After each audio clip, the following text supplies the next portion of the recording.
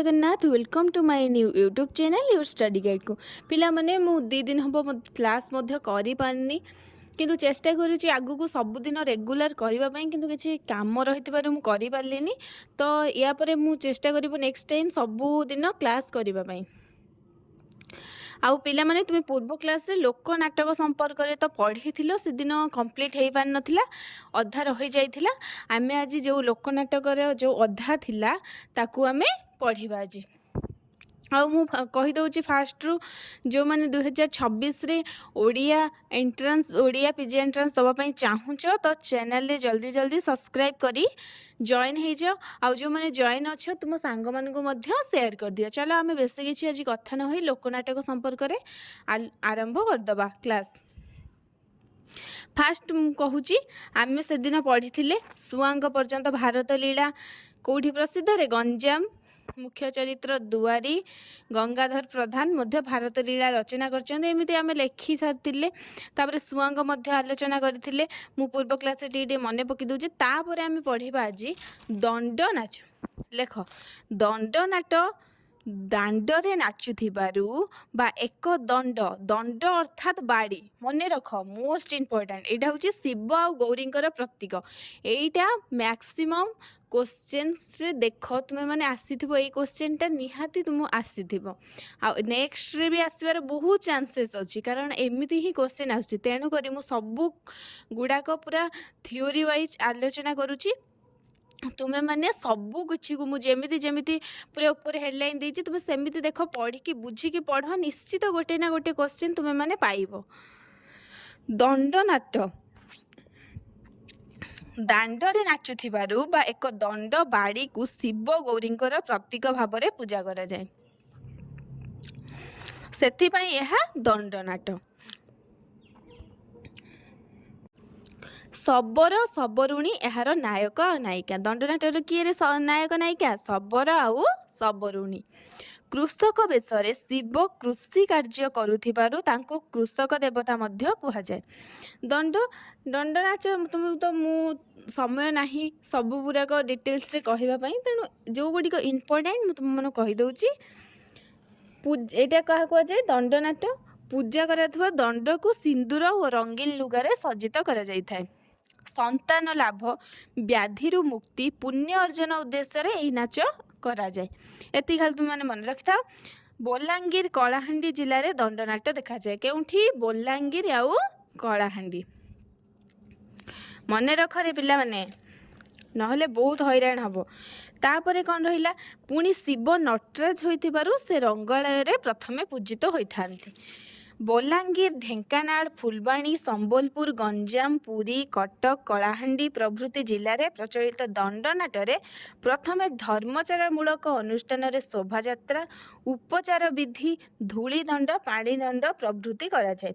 मन रख टिके धूली दंडरे अभिनय दिन बेले प्रचंड द्विपहरे हुए यह संलापहीन वेश पोशाक रहित अभिनय किंतु राति रे जो अभिनय करा जाए ताहा गद्य पद्य वचनिका युक्त वेश पोशाक परिहित विधिवत नाट्याभिनय है।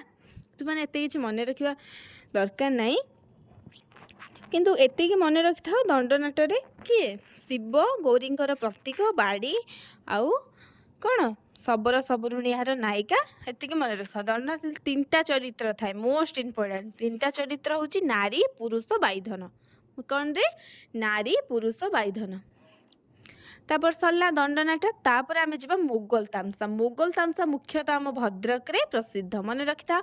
मुगल तामसा केउठी रे भद्रक डॉक्टर कृष्णचरण बेहेरा कहिले मुगल तामसा संपर्क रे प्रतिवर्ष चैत्र मास शेष महादेव घटयात्रा सहित एगुड़िक अभिनय होउथिला।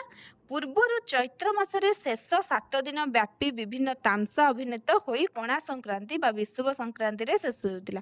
मात्र एबे कौन होउछि ना आजिकाली गोटे दिन मुगल तामसा रे अभिनय देखा मिलूँ। कृष्णचरण कहले आगरू कौन होउथिला ना चैत्र मासर शेष 7 दिन एगुड़िक अभिनय होउथिला किंतु एबे ही जाउछि हेकी कौन होउथिला ना विषुव संक्रांति बा पणा संक्रांति शेष होउथिला किंतु एबे गोटे दिन शेष एते कोर्स तुम मन रखिया नहीं। मुगल तामसा केउठी भद्रक रे मन रखिता। मुगल तामसा रे 2 गोटी ବିଭାଗ ରହିଛି। ଗୋଟିଏ ହେଲା ବାଦଶାହୀ ମୋଗଲ ଆଉ ଅନ୍ୟଟି ହେଉଛି ସୌଦାଗରୀ ମୋଗଲ। କ'ଣଟି? ଗୋଟେ ବାଦଶାହୀ ମୋଗଲ ଆଉ ଗୋଟେ ସୌଦାଗରୀ ମୋଗଲ। କିନ୍ତୁ ମୁସଲମାନଙ୍କ ମାନଙ୍କରେ ଏ ଯେଉଁ ସମନ୍ୱୟ ସ୍ଥାପନ ହିନ୍ଦୁ ଆଉ ମୁସଲମାନ, ଏଥିରେ ହିନ୍ଦୁ ମୁସଲମାନ ମିର୍ଜା ଗୌଡ଼ୁଣୀ ଚରିତ୍ର ଅଛି, କିନ୍ତୁ ତୁମମାନଙ୍କୁ ଡିଟେଲ୍ସରେ ଜାଣିବା କି ଦରକାର ନାହିଁ। ମୋଷ୍ଟ ଇମ୍ପୋର୍ଟାଣ୍ଟ ଯେଉଁଟା ମୁଁ ତୁମମାନଙ୍କୁ ଅଣ୍ଡରଲାଇନ୍ କରିଦେଇଛି, ତୁମେ ସେଇଗୁଡ଼ାକ ମନେ ରଖ ତୁମ ଏଣ୍ଟ୍ରାନ୍ସ ପାଇଁ। ହିନ୍ଦୁ ଓ ମୁସଲମାନଙ୍କ ମଧ୍ୟରେ ଯେଉଁ ସମନ୍ୱୟ ସ୍ଥାପନ କରାଯାଇଛି ତାହା ଏଥିରେ ବର୍ଣ୍ଣନା କରାଯାଇଛି ହେଲା। ତାପରେ ଆସିଲା କ'ଣରେ? ଚଢ଼େୟା ନାଟ। ଚଢ଼େୟା ନାଟ କ'ଣ? ବାଲେଶ୍ୱର ମୟୂରଭଞ୍ଜ ଜିଲ୍ଲାରେ ଏହା ଅଧିକ ଜନପ୍ରିୟ। କେଉଁଠିରେ? ବାଲେଶ୍ୱର ଆଉ ମୟୂରଭଞ୍ଜ। ଚଢ଼େୟା ଚଢ଼ାଣୀଙ୍କ ଗୀତ ଓ ନୃତ୍ୟ ମାଧ୍ୟମରେ ଏହା ପ୍ରକାଶିତ ହୋଇଥାଏ।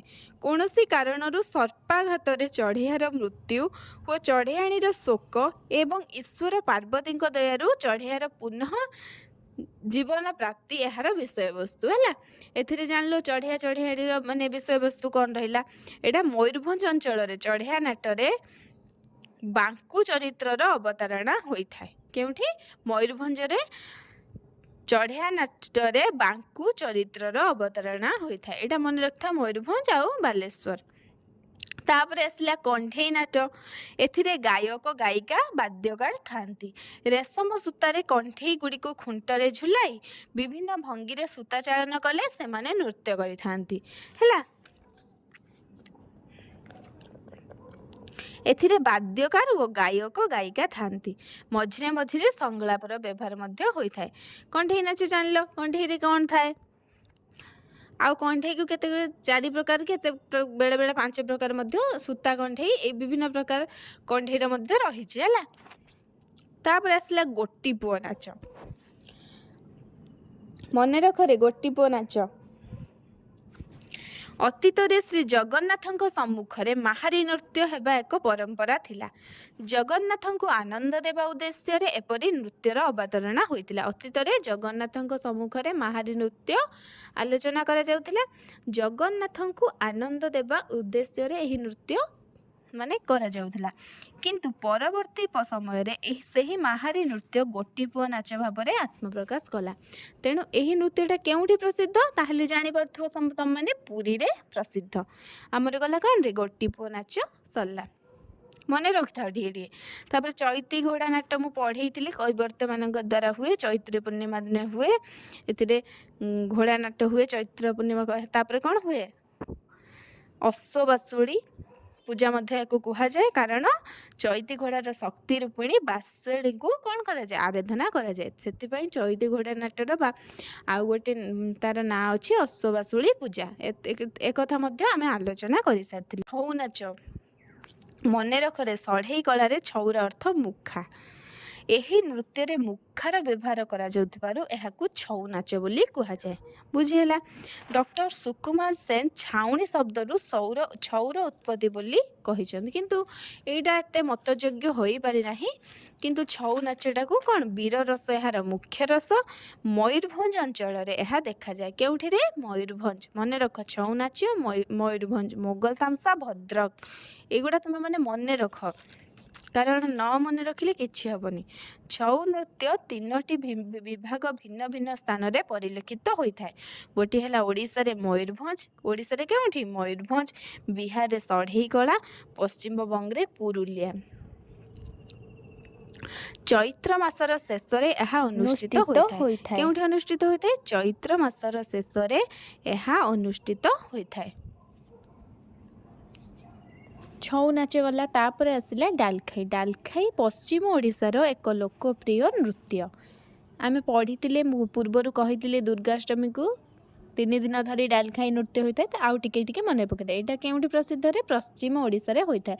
ଆଶ୍ୱିନ ମାସ ମହାଷ୍ଟମୀ ଠାରୁ ଆରମ୍ଭ ହୋଇ ଦଶହରା ଦିନ ପର୍ଯ୍ୟନ୍ତ 3 ଦିନ ଧରି ଏହାର ଆୟୋଜନ ହୋଇଥାଏ। ତାହେଲେ ଜାଣିପାରିଲ ଡାଲଖାଇ ଗଲା। ତାପରେ ଆସିଲା ରସରକେଲି, ମଧ୍ୟ ପଶ୍ଚିମ ଓଡ଼ିଶାରେ ହୋଇଥାଏ। କରମା ନାଚ ମଧ୍ୟ ପଶ୍ଚିମ ଓଡ଼ିଶାରେ ହୋଇଥାଏ। ଏଥିରେ କରମାସାନୀ ଏବଂ କରମାନି ଆଦି ଦେବାଦେବୀଙ୍କ ଉଦ୍ଦେଶ୍ୟରେ ଏହା ହୋଇଥାଏ। କିଏ? କରମାସାନୀ ଆଉ କରମମାନି, ଏଇ 2ଟା ଭଗବାନଙ୍କ ଉଦ୍ଦେଶ୍ୟରେ ହୋଇଥାଏ। ଏଟା ଭାଦ୍ରବ ଶୁକ୍ଳ ଏକାଦଶୀ ଦିନ ହୋଇଥାଏ। ଶୃଙ୍ଗାର ରସ କରମା ନାଚର ପ୍ରଧାନ ରସ, ମନେ ରହିଲା। ତାପରେ ଆସିଲା ଦେଶିଆ। ଦେଶିଆ ନାଟ କେଉଁଠି? କୋରାପୁଟ। चैत पर्व पुष पर्व सहराई नुआखाई रे एही नृत्य होता है टिके टिके मन रखि था केउंठी केउंटा होता है कारण तुम जो टिके टिके मन रखिदिव ताले एग्जाम तुम मन पड़जिवो तापले प्रहसन बा फार्स एटा मुख्यतः हास्यात्मक मन रहिला कौन रे मुख्यतः हास्य रस गोविंद सूर्यदेव महंत हाड़ू बाबू आदि फार्स रचना करिथिबार जणा जाए वैष्णव पाणी मध्य एहा रचना करचंदी बोली केही केही कहिजंती हैला तापरे पढ़िबा पाला पाला पाला तो जानिथिबो तुम माने केते प्रकार दुई प्रकार गोटे ठिया पाला आउ गोटे बैठकी पाला कवि कर्ण सत्यपीर पाला रचना करिसंती किए रे कवि कर्ण हैला तापरे आसिला दुई प्रकार पाला रहिछि कहिली तापरे जणे गायक आउ जणे अन्य जणे पाळिया तापरे आसिला दासकाठिया लक्ष्मण रामचंद्रंकर दास एवं तांको द्वारा व्यवहृत काठी एहार मुख्य वाद्ययंत्र विशेष होइतिबारु एहार नाम दासकाठिया हैला गंजाम जिले में यह विशेषत्व देखा जाए दासकाठिया पात्र संख्या माने मोट 2 जण यह मध्य जड़े गायक आउ जड़े पाड़िया बुझीला तापर आसला वीर रस यार प्रधान आउ गोटे मन रखा मोगल तामसार लेखक होती कह भूली गली बंशी बल्लभ गोस्वामी कौन बंशी बल्लभ गोस्वामी तापर आसला कैसियाबाड़ी नृत्य पश्चिम ओडिशा रे होता है ये जानते गोपाल संप्रदायर दोल पूर्णिमा दिन ही नृत्य गान कराए तापर आउ टे मन रखा तापर टिके इंपोर्टाट क्वेश्चन मुझे कहीदे माने मोस्ट इंपोर्टाट लेख सर्वबृहत मुक्त रंगमंच अनुष्ठित होता लोकनाटक हूँ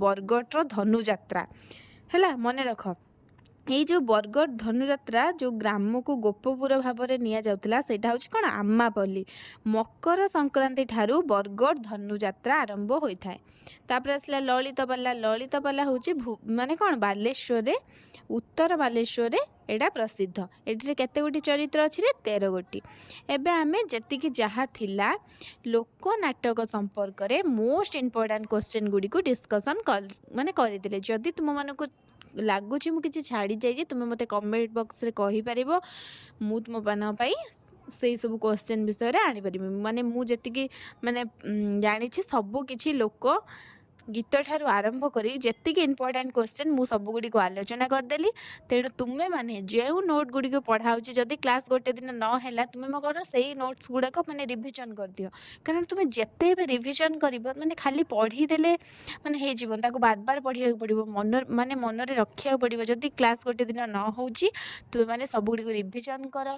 सब गुडी को नोट सब गोटे गोटे खाता कर सबुथिरे गोटे गोटे माने विषय तुम मैंने लेख एमती लेखिले तुम मैंने एग्जाम टी को माने भल भाव में क्राक कर कारण तुम मैंने सिलेबस जानदेव कौन माने सब पार्ट बाय पार्ट लिखिदेव तापर तुम मानकर बेसिकली या नेक्स्ट क्वेश्चन ले मु तुम जी गोटे सर्ट टाइप सब नहीं आसबि तुम सहित डिस्कसन करेंगे तापर ये जो लोकगीत लोक कहानी लोकनाटक मिसाई कि सब किसी सर्ट टाइप्स बनईकि तुम मान आनबि तुम मैंने नोट कर आमर प्रथम यूनिट टी कंप्लीट हो आशा करछि भिडियोटी भल लगी जदि भल लगी तुम सांग मानक शेयर कर दियो आउ तुमे माने मध्य आगको मन दे पढ़ रहिली जय जगन्नाथ।